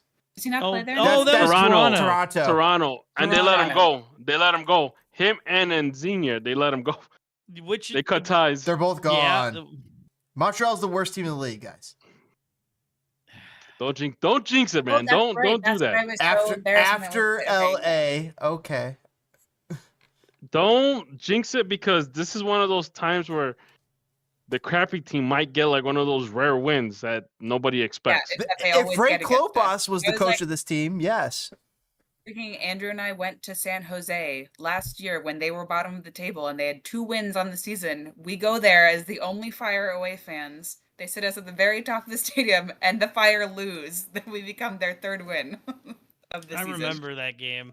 Unbelievable. So I don't know. Yeah, let's MLS not is do that gonna again. MLS, but I still think we're winning. I'm Oh, calling. we're out of the playoff spot. Oof, that's not good. yeah, we could have had it today. Charlotte's yeah, look at it. We need another win. We gotta hope that Charlotte loses. Yeah, if you don't We want gotta to start make winning more some distance. games, man. Serena, Yeah. we're approaching the end of the season here, and something that Toke and DPG and I have talked about is that we really feel Chicago Fire are better than the record. However, reality is about to set in. Literally in 11 games. I think we have 34 games, or is it 38? 34. 34, so 11 games. So reality is about to set in 11 games, and we're 11 games from the end of the season, and I'm now just talking this out, and as I speak to you guys, realizing we're 11 games from the end of the season. 12 for them, right? Yes, 12 for the Chicago Fire, and they are outside of the playoff spot by not 1 point, not 2 points, but 3 points. We have been really feeling like they're better than their record, but the evidence is right here, and I'm starting to get a little worried. I saw Glass House Soccer, great little podcast, Chicago Fire that we all like to listen to as well, talk about saying, are the Fire in trouble right now? And for the longest time, I feel like DPG and Toke and I have been like, we're not in trouble. We're not in trouble. It's okay. Are we in trouble? I We feel gotta like we're fight nearing that place. You feel like If we're we don't win nearing this there. weekend, I I feel like if we don't win this weekend, because we were on a pretty decent run, and then that run just was cut short. So I feel like if we get ourselves out of this slump, then we could be okay. This feels like a slump. If here's the thing, guys, the Fire will need a winning streak to be able to make the playoffs. We need to. There's 12 games left. But I think we have a lot easier. I mean, relatively easier opponents going forward than we've had. Thank you. I was gonna jump in there. It's bad timing because right when we really needed a streak to like get us to like look stable, we played the hardest run of games we got. And so if we don't let that demoralize us and we actually do what we're supposed to do for the rest of the season, there should be no reason we don't leapfrog. If you go back, we should leapfrog Charlotte, right? They're the ones right above us. New York, and we should probably leapfrog New York unless they get Timo Werner. Are you guys telling me that Decision Day this year might actually be worth watching? No, because we'll be firmly in the playoffs. Oh. Toke was saying at the beginning of the season that he was going to jump off a bridge in the Fire. if they don't make the playoffs, that he's going to jump off the bridge. Oh God, gotta start watching after. Metaphorically, honestly, I'll say this: in a video game, my concerns have been quelled a bit because of how they've played. Because the actual, I can physically see the plan. You can feel much better. Unlike Frank Klopas, where it's like you didn't see it. You didn't see it. Frank Klopas was managing the team like how I managed the team when I first fired up Football Manager. Yes, it is. It's exactly like DPG looking at Football Manager, thinking I could fix this team, and then realizing, no, you're not good enough. This is before I have to go and look for Football Manager tactics to download and find a couple Wonder Kids to find a couple of Wonder Kids. I know what you mean, dude. This is when I'm trying to. I create a boring 4-4-2 formation. You don't go 4-2-3-1. All right, real quick. Hand to your heart. What's your favorite formation? Let's go. 4-3-3, easy. With two attacking midfielders and one central defensive. Okay, I like that. Yeah, I like that too. I like that. I like 4-4-2 diamond. Ooh, the diamond leaves them on an island. Yeah, that's how I won a championship as a captain, by the way. And 4-4-2 diamond, bro. I like that 4-4-2 diamond. What configurations have we played in the last 5 games for the Fire? We're technically a 4-3-3. 4-3-3. Yeah, but the announcers were even talking about it. Zinckernagel was lining up and other players were lining up as a fifth center back at times. And it wasn't just Zinckernagel; it was other players. I think it was just Zinckernagel turn because he wasn't there all the time. But other players were showing up in those places. So I was like, oh, and we need reinforcements. And Kuipers was kind of like the head of the spear in the way that they were trying to play defense, and it didn't fucking work. It didn't fucking work. They were so fucking close. In a perfect world, when the backline is actually good, you don't have to have Zinckernagel play defense all the time. Yeah. And that's the other thing that they were talking about. Zinckernagle's fitness. They were not fantasizing about his fitness, but they were definitely appreciating his fitness, and it made me think about, man, this dude's fit to be able to go play offense and defense, and I was trying to make a joke, but it was a bad one. Offense and defense and offense, and like Zinckernagel can run all day, and that's pretty damn impressive for this.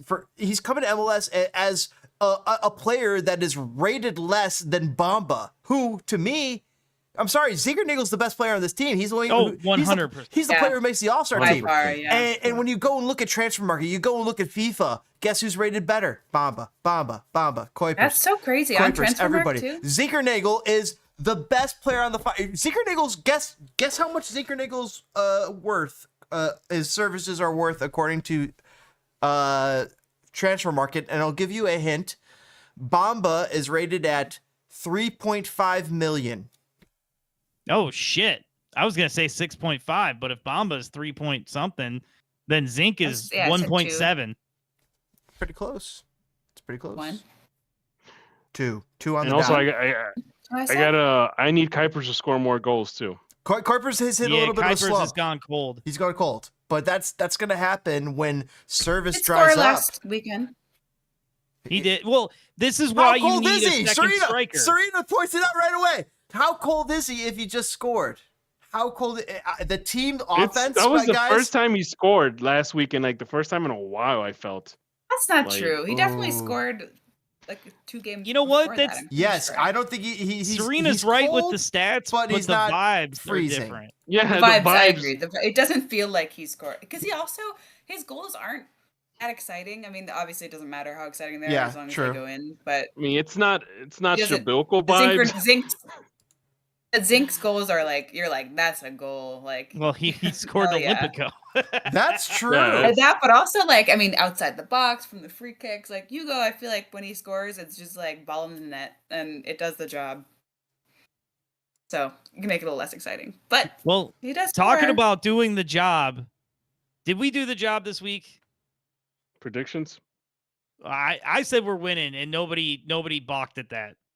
Yeah, we're winning. Guys, we should be winning. Look at our goals for and our goals against. This is absolutely insane. Ooh. We have 42 goals for. We are third. We are second in the league. We are second in the East in goals for. What about in the West? With a game in hand. With a game in hand.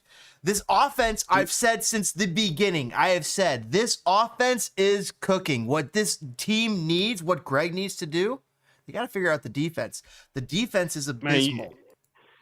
Greg needs a DM, he needs a destroyer, and he needs a one. That's why they bought DeVille. I posted this on the very first day of the very first game of the season. No, I can't see it, but it's the dragon meme. That looks pretty cool. Mean dragon, nice dragon, and it's like offense is the mean dragon, and then for us, it's like the defense is the dragon with his tongue sticking out. Dumb one. I posted that watching the first game, and nothing has changed.